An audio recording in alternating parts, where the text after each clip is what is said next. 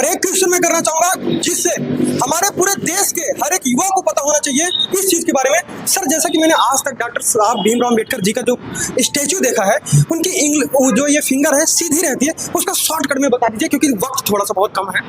उन्होंने इसका एक संकेत यही है कि तुम्हें संसद की ओर, उन्होंने कहा कि पॉलिटिकल इज द मास्टर की ऑफ ऑल द लॉक्स, यानी कि राजनीतिक सत्ता हर ताले की चाबी है। उन्होंने कहा कि ये जो संकेत है कि तुम्हें राजनीतिक सत्ता हासिल करनी है, इसलिए संविधान में उन्होंने तीनों न्याय की बात करी, सामाजिक, आर्थिक और राजनीतिक न्याय। जी, मतलब देश में भारतीय संविधान के आर्टिकल 14 में ये कहा है समानता का अधिकार दिया गया है।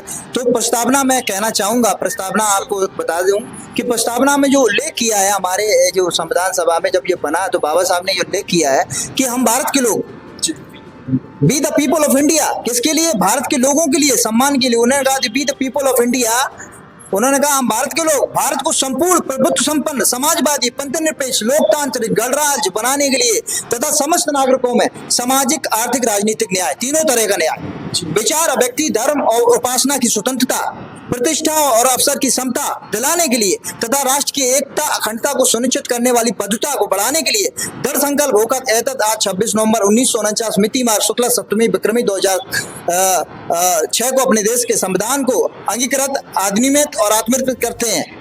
किसके लिए? भारतीय जनता को समर्पित करते हैं। मैंने वही तो कहा है कि संविधान किसके लिए बना है कि कोई भी देश अच्छा से अच्छा क्यों ना हो, संविधान पालन करने वाले के ऊपर डिपेंड है।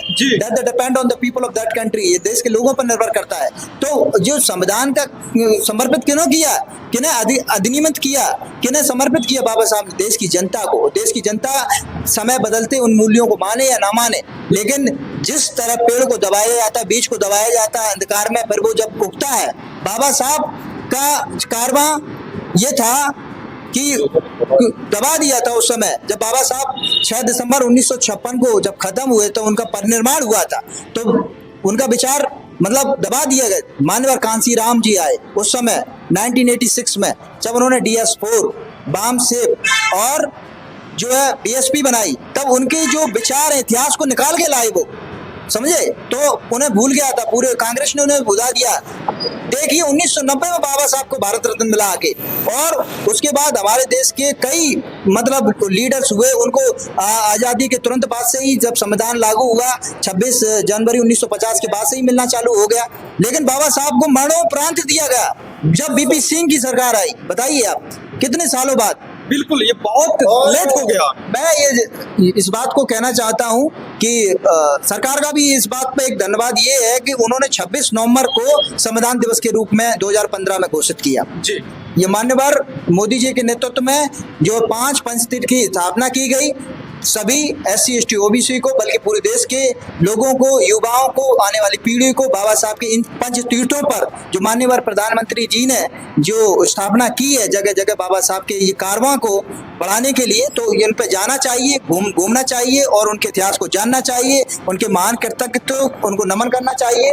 और मैं फिर ऐसे महापुरुष को अभिनंदन करता हूँ कि आओ झुककर करें उन्हें सलाम, जिनके हिस्से में ये मुकाम आता है, और खुशनसीब हैं वो लोग जिनका लहू वतन के काम आता है। क्या बात है सर। एक छोटा सा क्वेश्चन में हमारे एक गौतम भैया जी से करना चाहूंगा, हमारे बड़े भैया हैं।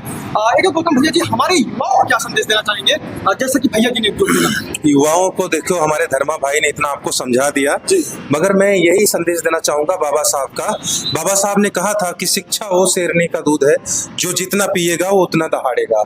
शिक्षित बनो, संगठित रहो और संघर्ष करो। जय भीम, नमो बुद्धाय।